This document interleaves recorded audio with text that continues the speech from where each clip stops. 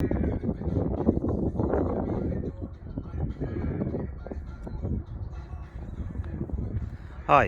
I'm going to show you how to build a polytunnel. As you can see, I've used British standard pipe that's gone into the ground. Let me show you the first post. There were 6-foot posts, and what I did, I hammered them into the ground. This saves cementing. Across here you can see what we call key clamps or tube clamps. At the bottom there we've got a T. Here we've got a joiner. We've got a T joiner, that's this one here. Another joiner, and a T joiner, and a socket. That's British standard pipe, 1.25 inch, 48mm OD. As you can see, the members across the top, the cross members, are made out of water pipe, 48mm OD. OD, by the way, is overall diameter. As you can see on the top, I've braced it with treated wood, and as I'm facing the front end now, you can see I put cross members and a door frame to start. At the bottom it's important to put some wood or joists to each side, so when you put the polythene over, you've got something to sandwich it to by using other pieces of wood. Here you can see I've made 2 windows. Okay, easily fixed just with 2 hinges. This is reclaimed wood again. This is treated, this isn't, so I've got to treat it yet. As you can see, it's about 8 to 9 foot high. I'll just take you around. Quite easily done. Overall cost, reclaimed wood, around about £300. To buy something like this, you're looking about 2,500. Now this afternoon I'm going to put the polythene on, and what I'll do a video later on to show you how that's going to be done. It's really easy. What you've got to remember is when you do screw your wood in, you've got to countersink it. No screws have to be out towards the wood because that's going to rip the polythene. It's a good idea to get coach bolts or coach screws, the old word, and always use some flat facing screws. Here I've used self tappers with Allen keys, and across here that's away from the polythene, so the polythene will go over. We've actually ordered the polythene, and what we're going to do is either put it on that way across or across that way. It's actually been made to measure. It's an expensive way of doing it, but if you want to save a few pennies, you can just buy your own polythene and then brace it and tape it as you go across each individual cross member, which is across here. You've also got to remember that you're going to have wood to sandwich the polythene as you bring it down and stretch it, and then the other piece of wood will go there and the polythene in between it. So I'll just give you a quick overview again. What you start with is 1 post, hammer it into the ground. As you can see, that's pretty sturdy. That's gone down about, just say about nearly 4 feet. Same with this one, very sturdy. It saves you digging holes, concreting, and again you're saving the pennies because you're not having to buy ready mix, etc. So as you can see all the way around here, we've got the battens at the bottom just to make sure that polythene's secure. Here I put a post in the ground, reclaimed wood again, around about 18 inches, just to take that little bit more force. And again, down here, more battens. What you've got to be careful of is that you need to make sure that your wood is always flush with your tubes. So when the polythene comes down, you've got a sandwich piece here where you put the wood across, and a sandwich piece here where you put the wood across and the wood across there. So in fact what you're doing, the polythene goes across down here, and then you grip the wood to that and screw it in, and as you tighten it up, yeah, you're going to get creases, but they will actually come out after the sunshine's been on it. You've got a hot day, you can then take the wood off and then re-stretch it. It's always best to do that on a hot day. Today it's not really hot, it's nearly May, but typical British weather. Okay, right, so we've got cross members across here. That just makes it a bit more sturdier, so it stops that little bit of wobble. You will get a little bit of wobble when you do that, but once the polythene's on there and it's braced at the bottom, you can clearly see, well, from now, that's not going to go anywhere. You've got to think of wind and your position. Position is always facing south, and you've always got to have a couple of windows in the back to let the air in. I've knocked a quick door up here. I mean, it's not that good at the moment, but I'm not going to put this on properly until the polythene's on, and then I can mess around with the door. One, you don't know where you're going to cut the polythene. Once the polythene is lapped over, it's going to cover the door. I'm going to have to cut an aperture out as the shape of the door, put the polythene underneath here, put the polythene around there, down there. I actually made kind of a base there, as you can probably see, where I cemented it in just to make that bit sturdy. The brackets on the floor there are just to keep it there for now. What I'll do in actual fact is I'll put some more braces in there, screw the wood straight into that panel there, and make that really sturdy. The door's easy to get off, a couple of cheap hinges, what, pack of 3, £1.50, dead easy. These bolts are going to cost you, if you go to your local hardware store, for a pack of 6, £3. That's all you need each end, dead easy. These screws I've been using are Allen key screws, self tappers. They're about 3 inches long, gone straight through. They're not going to make that polythene rip. That one needs tightening a little bit more, so I'm going to do a few checks before we put the polythene on. As I say, there's your clamps. And then your T-clamp. Another T-clamp across.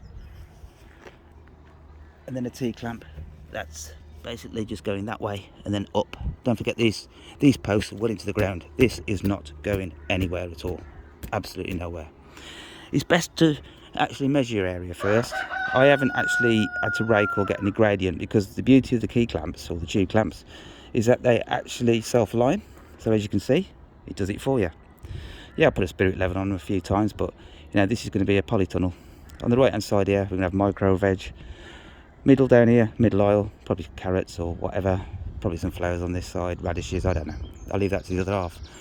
Where your windows are concerned, what you do is you just put a few cross members across here, up there, open your window. I've got a bit of perspex, all I've done is screwed it in. Look, it looks a bit of a bodge job, but look, this is a polytunnel, right? Normally, as I say, these cost thousands.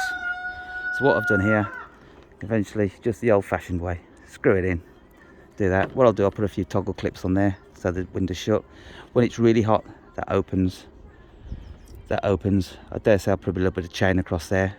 You just take it off, so the wind, if it's on a windy day, a windy summer's day that is, if we get a summer, they'll close quite nicely.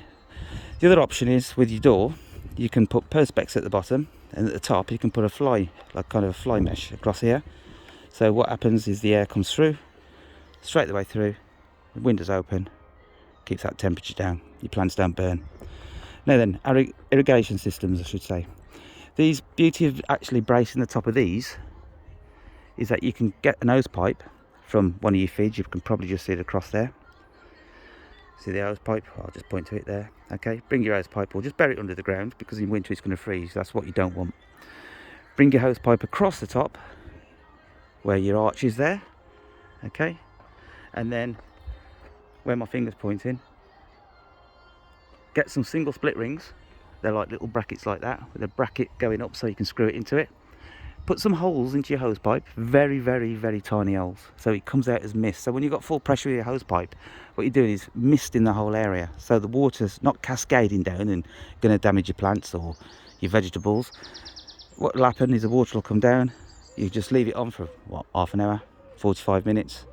Make sure you do this at night and first thing in the morning, and then basically all your plants are watered, your flowers, whatever you got in here, the vegetables.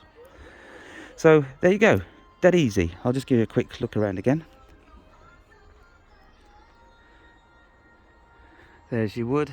You just got to remember that you've got to make it as taut as you possibly can, right? So I'm pressing on that, that's good. I've got a post in the ground there. That's gone down about 18 to 22 inches. All these posts are not concreted in, remember. They are actually hitting with a lump hammer. Incidentally, when you do hit these posts with a lump hammer, either use something that can go across the top as you hit it, and be very careful. You actually, what we call, fray or burr the edges as you've hit it. So once you've hit that, you have to get an angle grinder and grind around the tube. This is galvanised tube. Be careful, use a mask. Galvanising can be poisonous and toxic if you breathe it in. The galvanised stop it from rusting, so are these.